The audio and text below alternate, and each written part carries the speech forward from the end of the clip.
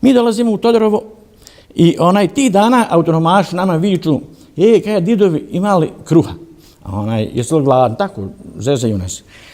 Provociraju ništa, mi normalno svog posla, kažu on nama, vidjet ćete šta će vam biti 8. na Bihaću.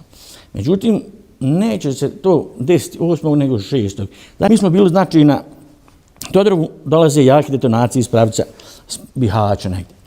Nas istu večer povlače sa Todorova, dolazimo u kuću, dobivamo noć da se odmorimo i sutradan već je bilo okupljanje i pravac Grmuško-Srbljanskih platova, selo Spahići, počinje, znači danas, dobro poznata ofanziva, februarska ofanziva. Idemo na svadbu, idemo na grabež, tamo četnik puca, ratuje se, bliska borba, 80 metara linije dodira, automatska puška zakon, disciplina zakon.